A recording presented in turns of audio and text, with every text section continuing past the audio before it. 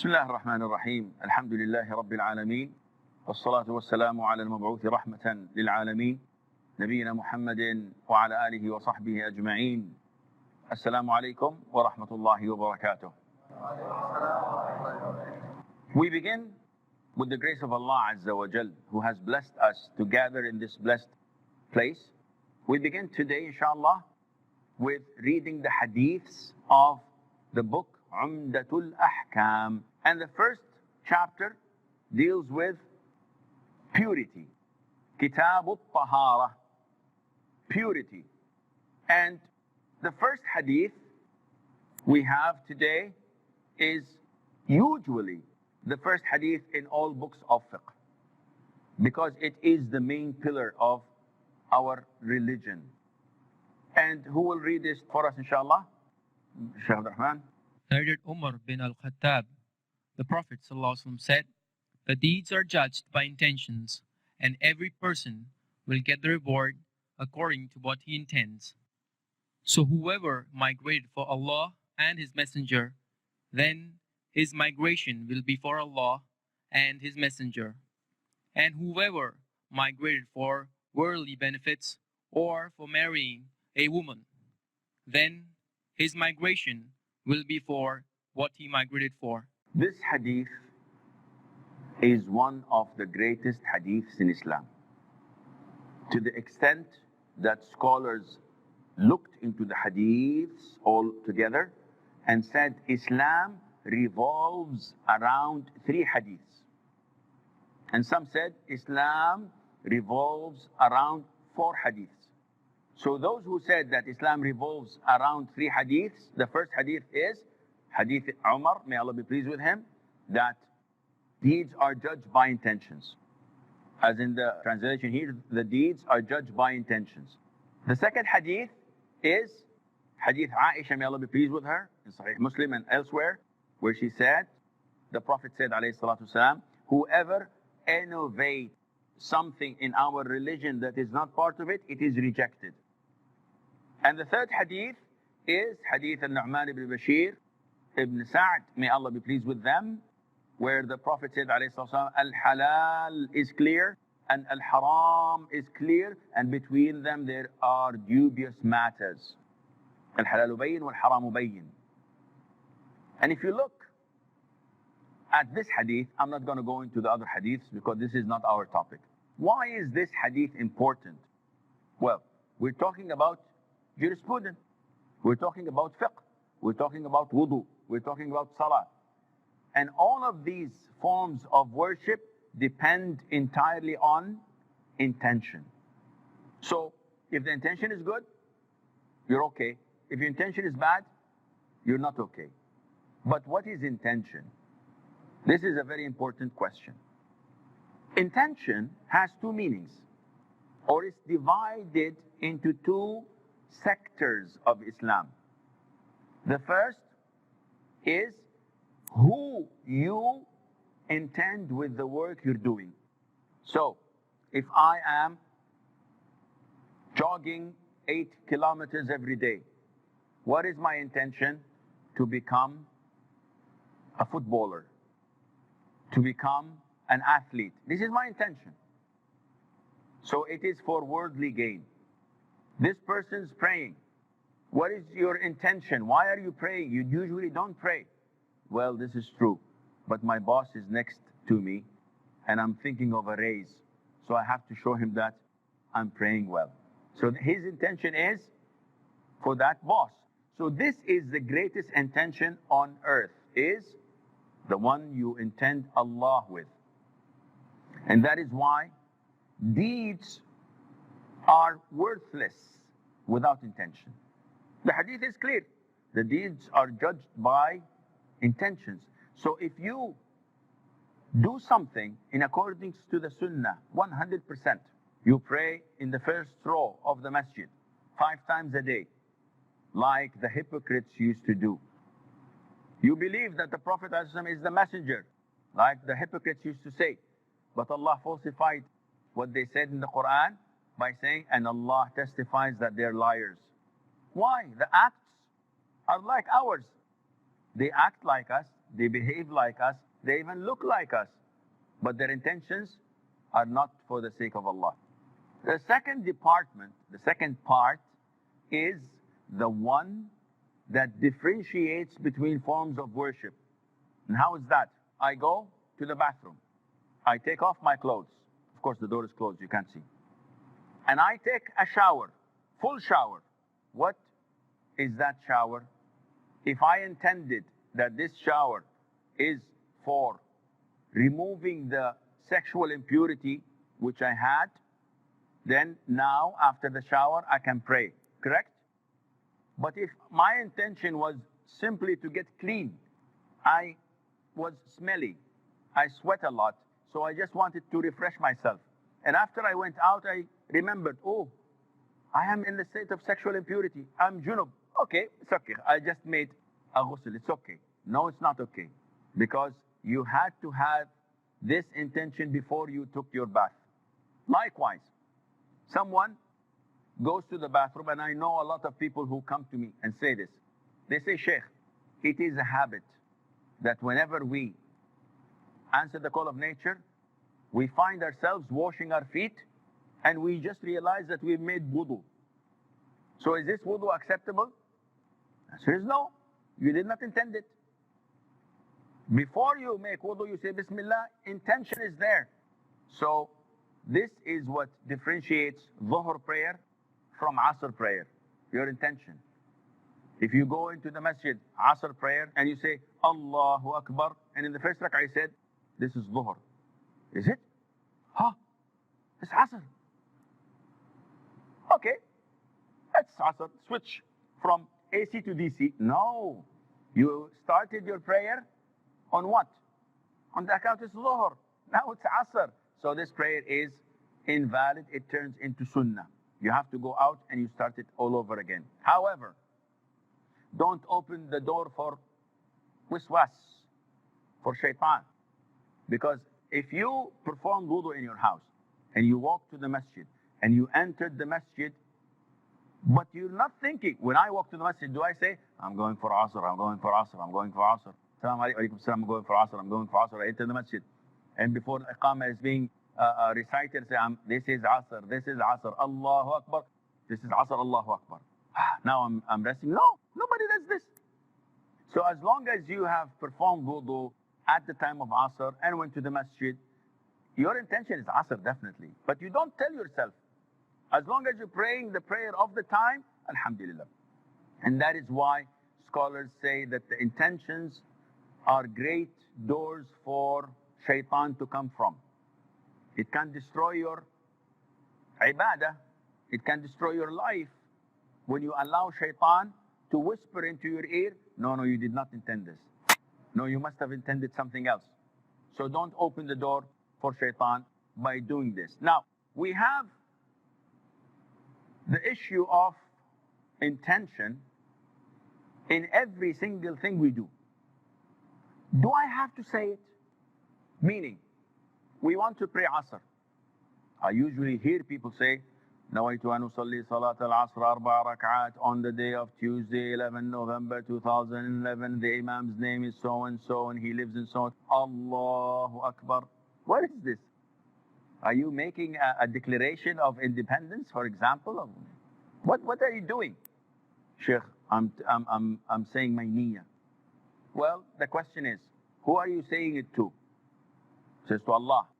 Allah doesn't know. Allah knows. No, it's not for Allah, it's for me. You don't know what you are intending? You're crazy. Intention is in the heart. You don't have to say anything. Not only that, intention is everywhere. For example, I do this, and I drink, and I put it back. One says, Sheikh, what did you do? I drank. Did you intend it? Of course, I drank it. Do I have to say, I intend to go and hold the glass and drink from it and return it back? This might come natural from a robot. But from you don't say, I intend to eat the biryani and then discover that it is a cake, for example. You just go ahead and eat it. If you want to answer the call of nature, you go and answer the call of nature. This is the intention. So there is not a specific thing you say. And this is what the Prophet used to do, alayhi salatu wasalam. Saying it verbally is an innovation. The Prophet did not do it, Allahumma salli wa sallam alayhi, neither his companions at all. So by doing it, you would be innovating. One would say, all types of Ibaadah, all types of Ibaadah. Even fasting. Tomorrow is Ramadan. My intention is to fast.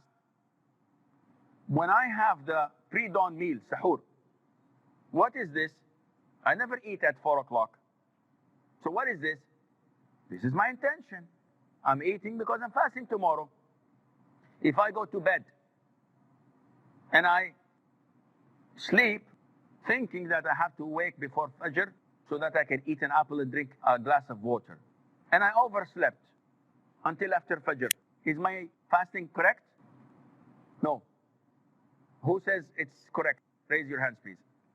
1, 2, 3, 4. Who says it's incorrect? Meaning that 4 were listening, 5. 5 were listening and the rest did not know the question. I'll ask you the question again after the break, and if you're sleeping, I'll have to make you wake up. Stay tuned, inshallah. We'll be right back. Assalamu alaikum and welcome back. Just before the break, I've asked a question and got 4 people to answer, or 5, and the rest did not comment. So I'll ask the question again, and I beg you to stay awake. I know the class is a little bit boring, the teacher is a little bit boring, but the subject is not. The subject is very, very important, and by mastering it, you will become your own sheikh. Of course, after maybe 20, 30 years, but eventually you will reach there. So we go for the question. If a person, before going to sleep, said to himself, put the alarm clock on 4 o'clock so that he would wake up and eat some yogurt, drink some water, because he's fasting the first day of Ramadan. And subhanallah, he overslept. He was so tired, he only woke up after the iqamah for the prayer was done. So is this person considered to be fasting, or his fast is not acceptable? Those who say his fast is acceptable, raise your hands, please. MashaAllah, tabarakallah. Okay. Now we have consensus of the scholars. So the answer is yes. His fasting is acceptable. Though he did not say anything. He did not eat anything, but the intention was in his heart. Now one would say, okay, if you say that this is in all forms of worship, what about talbiyah and hajj? Why do I say labbaik Allahumma umrah? Why do I say labbaik Allahumma hajj? Why do I say labbaik Allahumma umratan mutamatti'an biha ila al-hajj? Isn't this niyyah? The answer is no, it is not. This is called talbiyah. And the scholars all agree that if I put on my ihram and I go for hajj without saying this, my hajj is valid. And I've just said the 3 types of hajj verbally. Labbaik Allahumma, well, actually, umrah is a umrah. Labbaik Allahumma hajj is ifrad. Labbaik Allahumma umratan wa hajjah, this is qiran. Labbaik Allahumma umratan mutamatti'an biha lil hajj, this is tamattu'. So, I've just said it. Does this make me in the state of ihram? No, because I did not intend it. So the intention is in the heart. Now, from this hadith, we have to be extremely careful when it comes to intention. The things you do, they have to be for the sake of Allah. Otherwise, you are in great trouble. Why is that?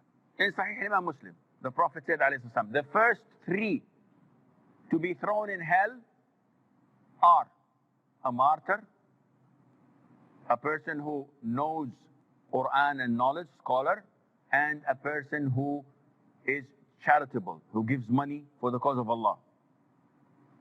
The first 3 to be thrown in hell. The first one who died in the cause of Allah, Allah brings him and He shows him all the favors and blessings that Allah bestowed upon him in dunya, and said, what did you do? He said, I fought for your cause until I died. A martyr, Allah says, you're lying, you fought so that they would say you're brave. throw him in hell. The other scholar, he said, I taught people Quran and I practiced what I taught. He said, you're a liar. You taught them so that they would say you're a qari. And the third one, to say that you are generous. So the intention is extremely important.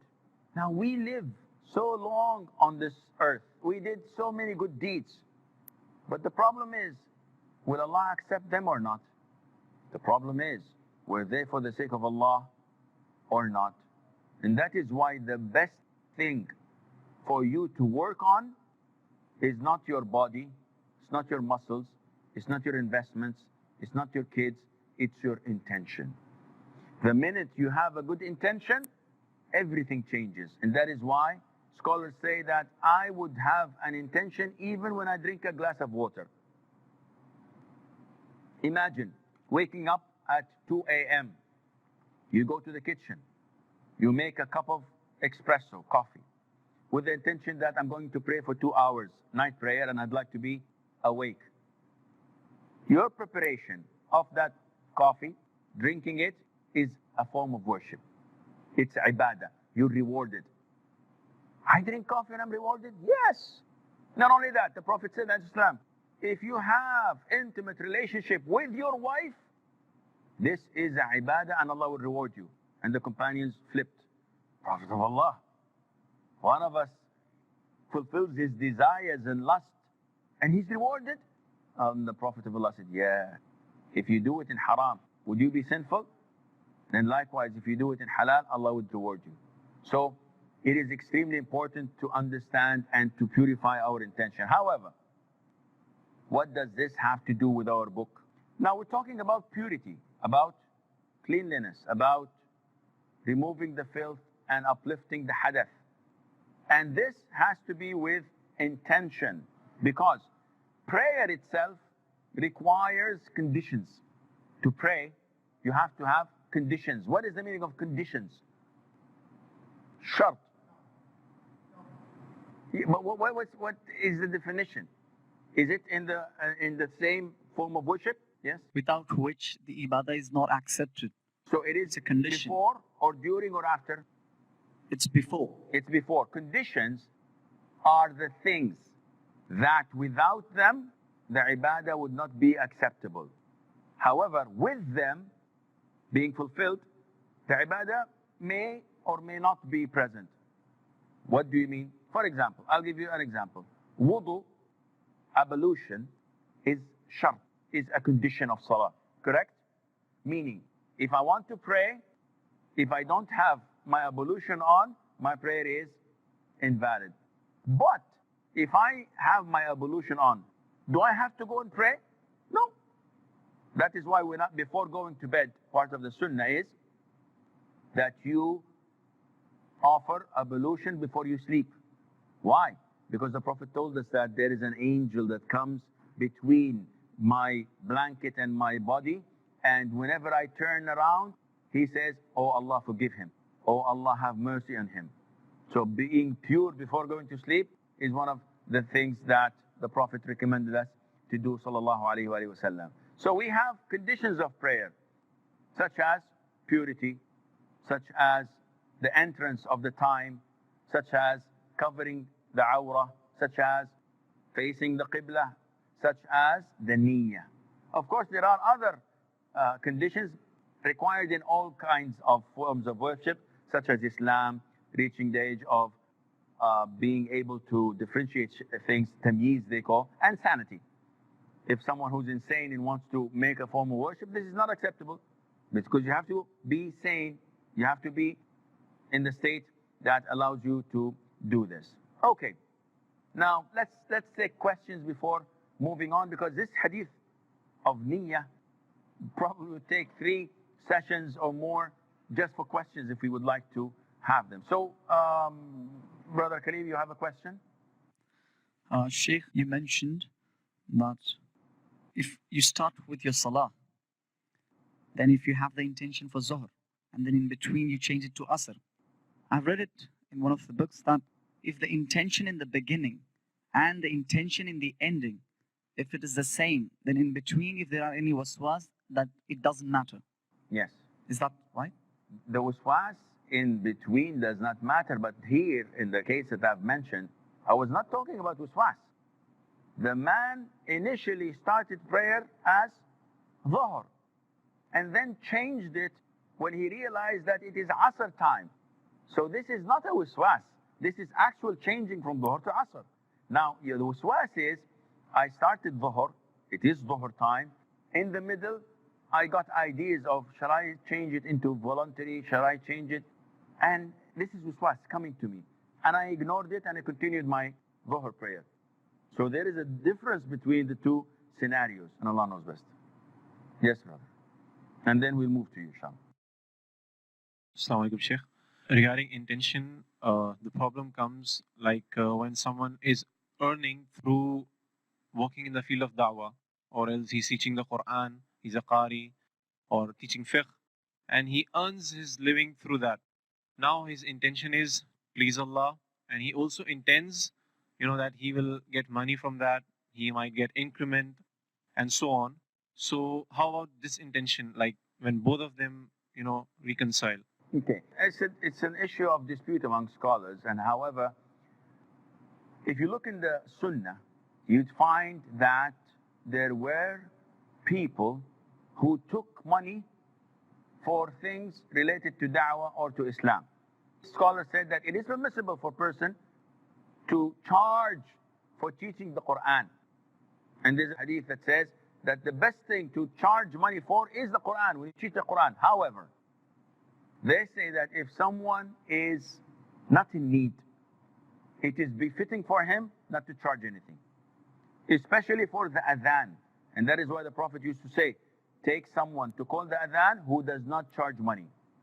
Yet the scholars said, if the man had no occupancy, no job, except this, what to do 5 times a day? How can I go to the mosque and give adhan if I'm working somewhere else?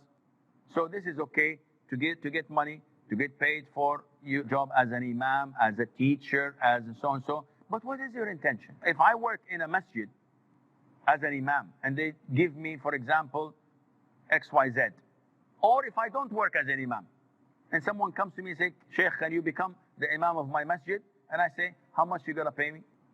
He says, 4,000. So the masjid next door gave me 7,000. You match that or I'm not coming. Now this is business. This has nothing to do with getting something. If you work, your intention is to spread the deen, and you get a job on top of that, mashallah, what's wrong in that? But if your intention is solely for the money, not for the da'wah, then this goes clearly against your intention, and Allah Azza wa Jalla knows best. This is all the time we have. Until we meet next time, fi amanillah. Wassalamu alaikum wa rahmatullahi wa barakatuh.